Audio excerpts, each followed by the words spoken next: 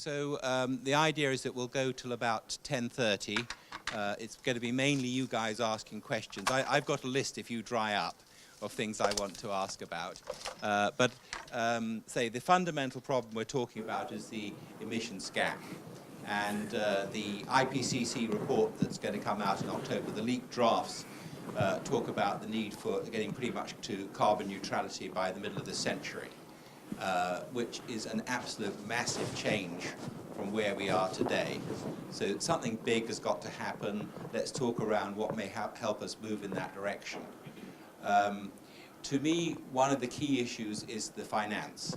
In Copenhagen, there was this pledge for the richer countries to mobilize $100 billion a year by 2020, and the idea, I think, was that that would ramp up subsequently.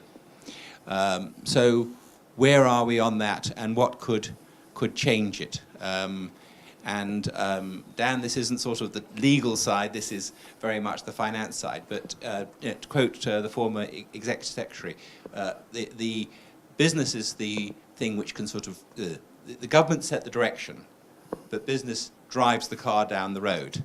And business will only do that if there's money involved. So how might the money come from? Any sort of prospects on that? You're all wired up, so you probably do that. Is this still on? Okay, thank you. Okay.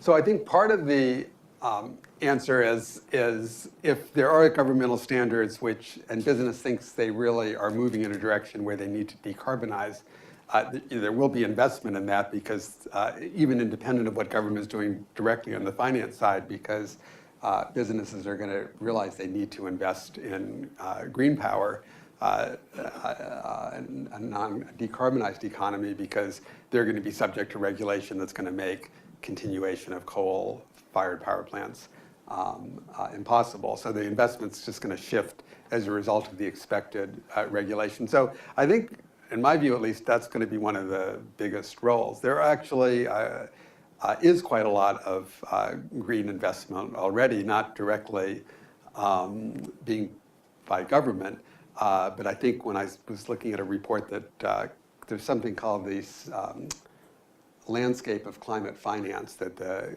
Climate Policy Initiative, CPI, puts out every year. And so I was looking at the 2017 one, and there's several $100 billion in what they categorize as green investment taking place already, mostly not by government, mostly not directly pushed by government, but simply because there's a transformation in many countries of their economies, and that's leading to a significant investment. So I think the biggest question is going to be, does the cycle of contributions work? Are countries ramping up what they're doing? Because if countries are ramping up what they're doing around the world, then there's going to be, it's going to lead to investment.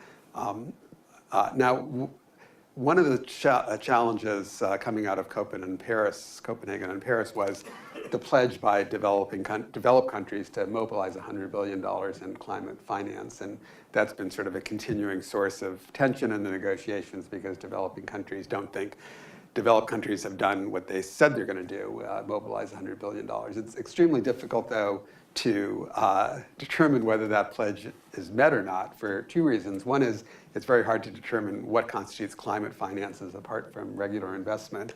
So that's number one, trying to just identify what is climate finance. And then the second is, what does mobilizing mean, and what represents climate finance that's actually been mobilized by government? Because if you look at total climate finance, at least according to this publication recently by the Climate Policy Initiative, the landscape of climate finance, there already is well over multiples of $100 billion. But how much of that can governments claim credit for as having been mobilized by them? So there's a lot of definitional questions or accounting questions. And then as a result, there's, I think, a lot of different views as to actually how much has been mobilized. So that's, until we have more clarity as to what counts, it's going to be hard to know whether that's been met. But I guess I think in a lot of ways the biggest, the most important thing the Paris Agreement can do is to provide a clear signal about the decarbonization of the global economy, so that then that will drive business decisions and investment decisions going forward. Thanks, Dan. And one more question before I take them from the floor, and that was on loss and damage. So this to me is one of these areas where there's very clear constructive ambiguity. In the agreement itself, it says that loss and damage will be addressed, and then there's a separate little decision which says no compensation will be paid. And in Bonn, they had this SUVA expert dialogue, spending a couple of days talking through all the issues, which sort of clarified the issues but didn't really seem to show a way forwards. So where do you expect that to end up at the next COP? I would say it'll end up pretty much where it is right now. So I don't expect a huge amount of movement on the loss and damage issue. So I don't think there was actually as much ambiguity on that one coming out of Paris as in some other issues, because the Paris decision was quite clear that the inclusion of an article in the Paris Agreement on loss and damage was not a basis for claims of liability and compensation. What developed countries, I think, are concerned about is that the loss and damage issue will lead to claims for damages, which are difficult to determine, difficult to value, but potentially vast. So I think what the Paris decision is trying to do is to say the loss and damage discussion isn't about compensation, because developed countries are just unwilling to go there right now. Whether that's justified or not, we could debate, but they're not willing to go there, and Paris makes that quite clear, and I don't expect that to change. So I think what the loss and damage process is under Paris's and under the Warsaw decision is supposed to be doing is more focused on knowledge, capacity building, preparedness, things that don't involve actual compensation for damage, but things you could try to do to reduce vulnerability, increase preparedness, and so forth. Thank you. Now, as you will probably notice, we're being videoed, and Dan has very kindly agreed that can go up on the website later, together with a copy of his slides. With that, so John Sayer there, there's one at the back there, 3, 4 questions. Okay, so we'll take those 4. Thanks. I'm John Sayer from Carbon Care Asia. I was privileged enough to go to the last 3 rounds of COP talks. What concerns me, I guess, in the discourse, the UN by its very nature is a one country, one vote organization. That means that developing countries are the majority in terms of all the decisions made. We talk about the emissions gap, and then we immediately talk about this 100 billion, which is climate finance, and climate finance seems to be shorthand for wealthy and developed countries giving money that can be given to developing countries. But surely, for the emissions gap to be plugged, what is far more important than what developing countries are doing is what emerging economies and the developed countries are doing in terms of investments in their infrastructure, which is in the trillions, not in the billions, according to all the figures. And yet we tend to conflate these two discussions on finance to achieve the Paris Agreement. And it tends to center, and I think by nature of the UN discourse, I think 70, 80, perhaps even 90% of UN discourse is about developing countries. It's relevant when it comes to some of the NDCs from developing countries are contingent on this 100 billion being achieved. And so I'm interested in your views on, you didn't talk much about the contingency of some of the NDCs on this, but that is clearly an issue. But surely what's much more important is what Europe, North America, Brazil, China, India are doing in terms of green finance on their own to build their own green infrastructure, than this climate finance of 100 billion, which is in a way green aid to help the less developed, low emission countries go on a different development path. Did you want to take a few questions, or? Okay, so next question. There was a question here, gentlemen. You have a question? Dan, my name is Bas Fransen from the company EcoMatcher, a Hong Kong-based social enterprise. My question is the following. You have highlighted a number of issues with the Paris Agreement, structural issues with the Paris Agreement. Is the withdrawal intention of Trump a good thing? Is that going to make things better? Is there any merits in the withdrawal plans of Trump? Or is it like any other policies he's currently trying to pursue? That's my question. Thank you very much. Maya, you also had a question. We'll do 3 and then we'll do another 3, I think, if that's... Yeah, Maya D'Souza from the Business Environment Council. Robert, you said that the most important thing was closing the emissions gap, and there seem to be two key issues here. One is the finance, and the second is setting the right targets in 2020, because this, I think it's 2020 that's going to be really critical. Later on, maybe a little bit too late, considering investment cycles and how long infrastructure will be in place for. Now, in terms of the setting the right 2020 targets, it seems to me that the 2 principles that you mentioned that may be particularly important for quite a lot of countries, and one is the highest possible ambition and how countries deal with that. Now, I see some countries, when they think this through, they don't always do it in a very evidence-based way, but the process of thinking this through so that you really do a very careful, detailed, evidence-based analysis of what can be done, I think is going to be particularly important. And the second is maybe common and differentiated responsibility, because just sitting in Hong Kong, where it's a very rich city, I just wonder how seriously this principle will be taken. So my question is really about, do we see these 2 principles being applied properly? Can they and should they have a real impact on the 2020 targets? If you don't mind, I'm just going to make one comment on the finance issue, because we always talk about trying to put more money into green finance, and I'm not sure if that's really what we should talk about, because there's plenty of finance going into, as you said, maybe it's a question of just shifting the finance into the right thing, because there's plenty of money going into infrastructure all over Asia and Africa, and it's not a question of finding more money to do green finance.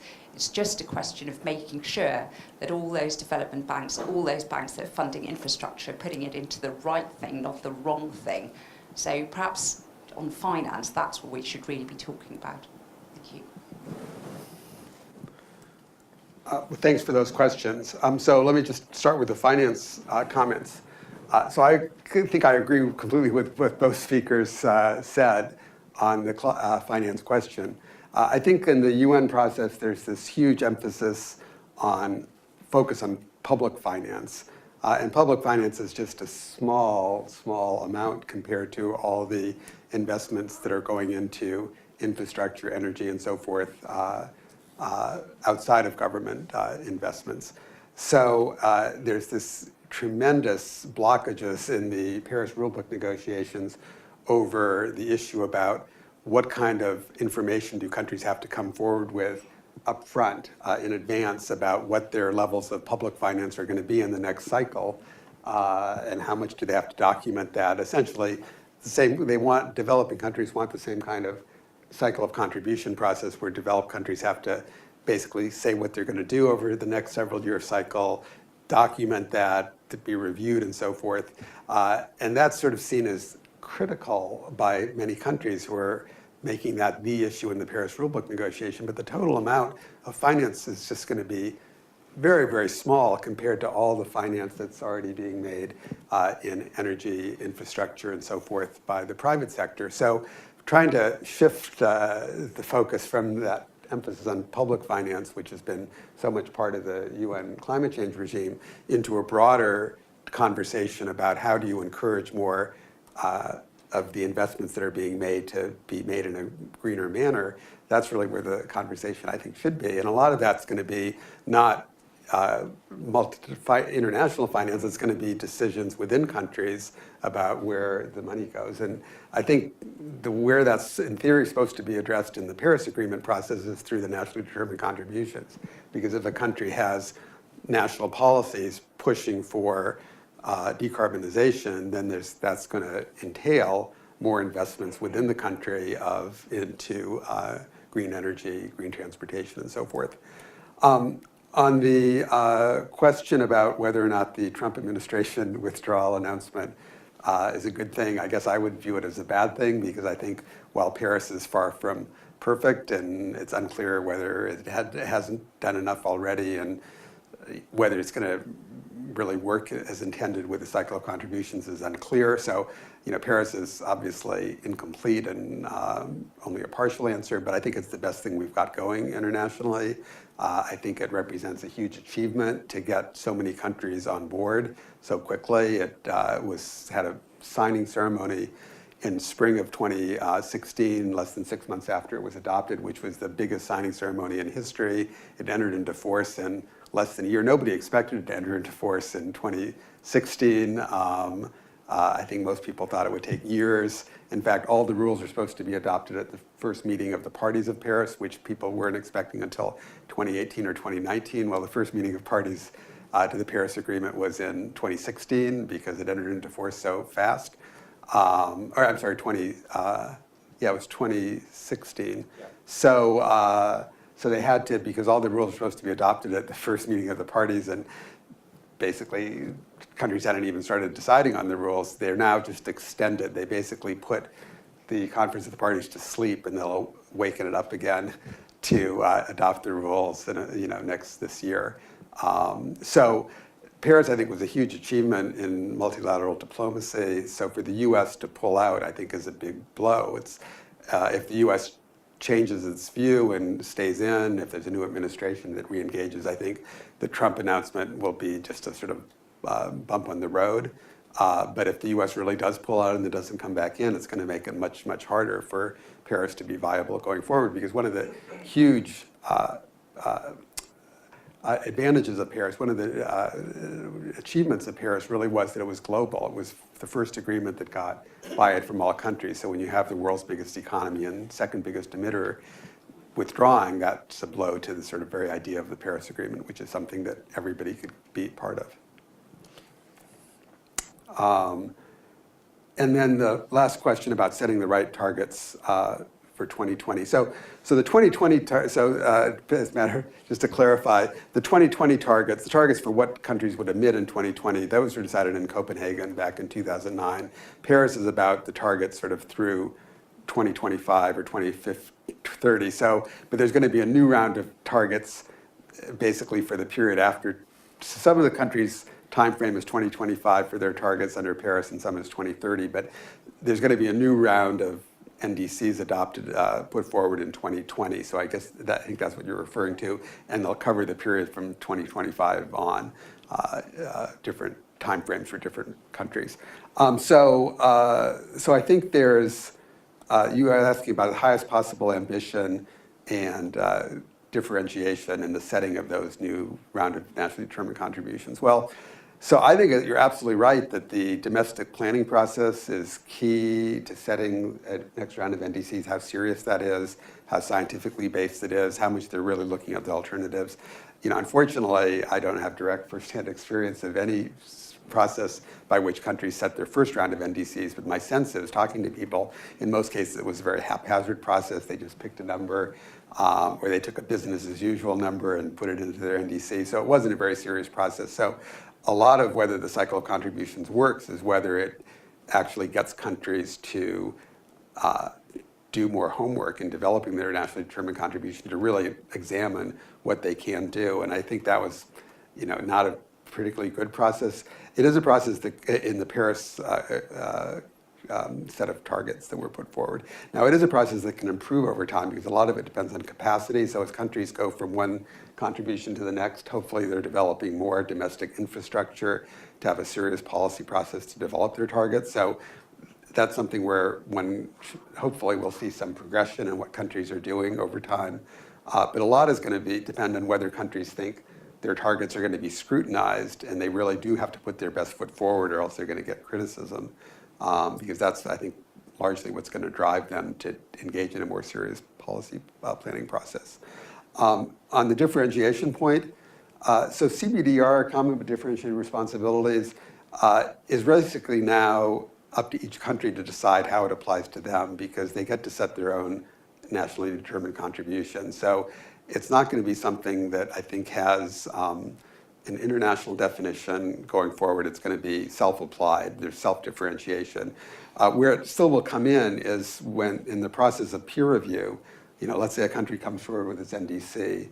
One question is, was there a serious policy process to develop it? But another is, how does it compare with other countries' NDCs? In evaluating whether countries are really doing what they should be doing, there is an issue of comparison. So CBDR is going to come in, I think, in that sort of process by which the international community assesses countries' NDCs and tries to evaluate whether countries are really doing their fair share or not. Thank you. William, we'll take your question and then two other ones in a second. Is that me or is it another video? The one in the back. You. Thanks. Not William, but... My apologies. Can you introduce yourself? Sure. Paul Holtus. I run the World Ocean Council, which is a global business leadership alliance on oceans and sustainable development, covering climate change, amongst other things. So one of the big, and you mentioned, we're never going to meet this target the way things are going now. And so Paris then requires the world to start looking at negative emission technology. And the ocean is by far the biggest sink. So where are we going with the negative emission technology work? It seems to be something not really being really on the political agenda, but there are groups getting going, but particularly focused on terrestrial. We've got a working group now getting the ocean business community and the science community starting to look at ocean negative emission technology. And so I'm really interested to hear your thoughts about where the whole net work is going. And just to mention, for those of you based here in Hong Kong, we have our annual gathering of the global ocean business community around sustainable development will be here in Hong Kong in November. And this negative emission technology work will be one of the many subjects we deal with at that time. Thank you. Alexis Lau.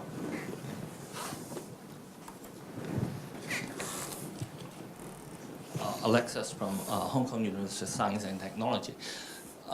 We talk a lot about country international, and I think there's a lot of action in the city level. Is there any possibility in terms of in the current UNFCCC framework to make the city-based effort, or the way I look at it is city, because the impact is really on them, and they are also more innovative, and they are not burdened as much from a organization point of view in terms of governance. A lot of time, even in the US, you can see a lot of the cities, even in the Republican control area, they are very active. So I want to know, in the international framework, is there an example or ways that the city can be more energized to do more? Because getting the country to agree, I think sometimes it's not even in their capacity, because they need to balance everything in the country. But if there's a framework that the city can do more, particularly the more aggressive, and also within a country, city compete with each other. So I just want to know whether there's, because this is an international legal framework, is there anything in the past doing that? Thanks. Can I see a show of hands for who else has got this? One there, 2, 3, 4. Okay, we'll go over there at the back. Thanks. Thanks, Robert. Thanks, Dan. That was a great speech. Will McGoldrick from the Nature Conservancy. I think you work with some of my colleagues in the US. First of all, just maybe a cheeky question, but you described it as a play in 4 acts, I think, or maybe 5. Would you describe it as a tragedy, a comedy, or a drama? Or action? Interested in your thoughts on that. But what I think a lot of people in the room here, and particularly in Hong Kong, everyone's focused on finance. I want to come back to that issue. One of the things we've noticed is in the Kyoto world, it was fairly straightforward for companies to purchase offsets. Now, we could argue about the validity of that and whether it was really effective from a climate point of view, but it was fairly straightforward because a country was either in the Kyoto target club or not, and if they weren't, then they could be a source of offsets.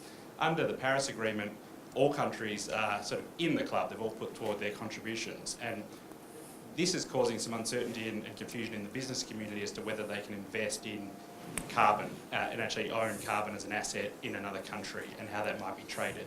Now, you mentioned that the rules for the market mechanism under Paris is being negotiated at the moment, so it'd be good to get your perspective on how that might unfold and what it might mean for businesses looking to invest in carbon. Thank you.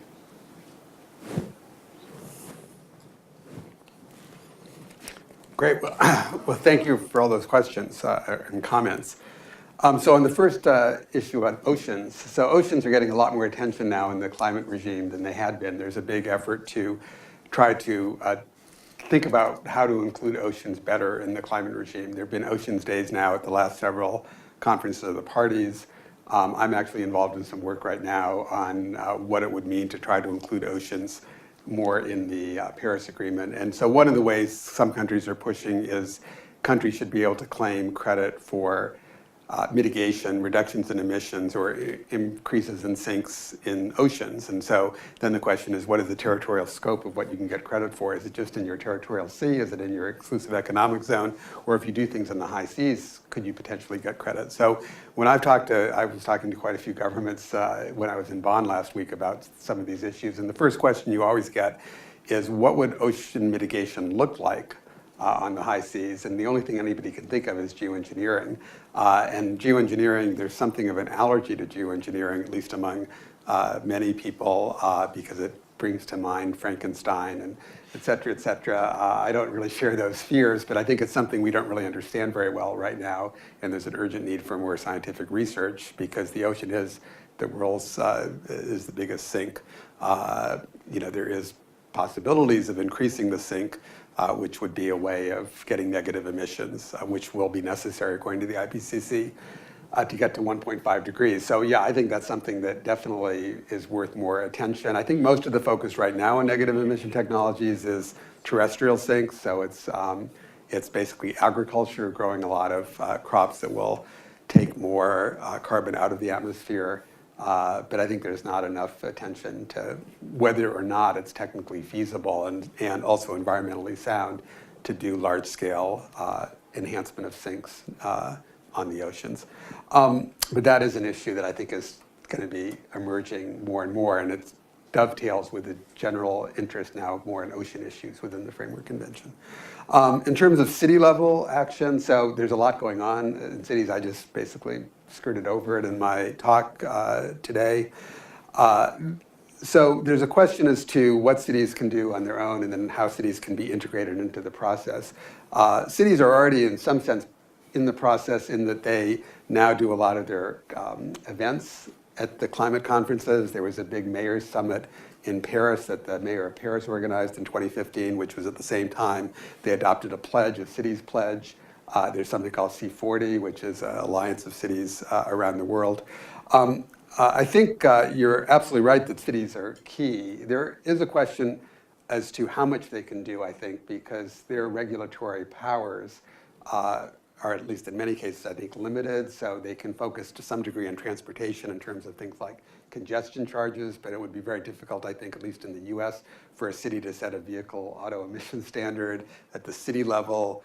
A lot of the cities buy power from other sources, so they're not directly in control of, they can't regulate the power sector as directly as states or the federal government can do, at least in the US. So there's questions about their regulatory capacity when they take on a Paris target of reducing emissions by 25 to 28% within their boundaries. Are they talking about all emissions by private and public actors in the boundaries of the city, or are they talking about emissions over which they have direct control? If they're talking about all emissions, it's very difficult for cities to reduce emissions by 25 to 28% because so much of the emission profile is things that are outside their regulatory control. But I think you're absolutely right. Focus on cities is key. How do they get integrated into the process? I was part of a group that was organized out of Yale University about to what degree can non-state actors directly participate in Paris. There were some proposals that Paris should be different from traditional international agreements and now allow non-state actors to directly join and be participants. That, I think, is way beyond where the international community of states is willing to go at the moment to allow cities. Can you imagine some countries allowing their cities to be at the conferences independently and have their own voice and possibly have different positions? I think a lot of states would be very worried about that. So I think there was very little appetite by really any state to actually push for inclusion of cities directly, but there is reference to cities in the Paris decision, not in the agreement itself. There's now something called the NASCA portal, which is under the UN Framework Convention website, where cities can basically, and other actors, not just cities, can register what they're doing to try to get sort of bragging rights, to try to get some recognition for it. So a lot of cities are participating in the process in that way to try to get more visibility for what they're doing. So I think there is now some greater connection between what the UN climate process is doing and what other actors are doing, cities included. But I think there's still a pretty big gulf between the two. Paris, the California summit, as I mentioned, is going to involve cities. And it is true, as you say, in the US at least, the strongest divide in the US politically is not between red states and blue states, it's between urban and rural. So in most red states like Arizona, the urban areas are still Democratic and the rural areas are Republican. So there are a lot of, you're absolutely right that urban areas, even in red states, are willing to do in many cases a lot more than the state as a whole or the country as a whole. Let's see, and then there was a question, the question about offsets and market mechanisms. So this is an area that's still, we're only 7 months from Katowice, but we have really no idea what the rules are going to look like on market mechanisms. The idea of Paris, though, is that there will be still market mechanisms. And in fact, they don't even require rules internationally, at least potentially, because Article 6.2 of the Paris Agreement allows countries to transfer mitigation outcomes, even with no rules. So it's a lot's going to depend on what different countries do in terms of their national implementation. So if you had, Japan implementing in a way, and China implementing in a way that allowed for their companies to trade through this transferred mitigation outcome mechanism, that would be possible under Paris and wouldn't require any international rules. It would require simply rules by the jurisdictions. So I think there clearly could be recognition, for example, of trades between trading systems of Chinese cities and Canada or places like California and the US that have trading systems, even in the absence of any international rules, if the countries recognize the transfers of mitigation outcomes between them. Does that help? And then there's also the Article 6.4 mechanism, what some people call the Sustainable Development Mechanism. In that case, the rules for that, one default option, if they can't agree on anything else, is just import all the rules from the Clean Development Mechanism and use the same ones, which is also an offset crediting device. And so I think it's, so in terms of what companies are concerned about, I think there certainly Paris allows for offset crediting and trading the same way as Kyoto does. Whether that will be operationalized is going to depend a lot on what different countries do in terms of implementation. Thank you. We're virtually out of time. Which of the people who wanted to ask questions really keen? Who's really keen? 1, 2. Okay, so you two, can you please make it quick?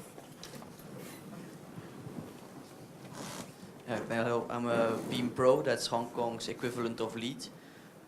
So my question is very simple. I saw a graph where you showed the percentages of impact of US, so you have transport, but actually it's missing one line. It's the consumption of products from the non-development countries.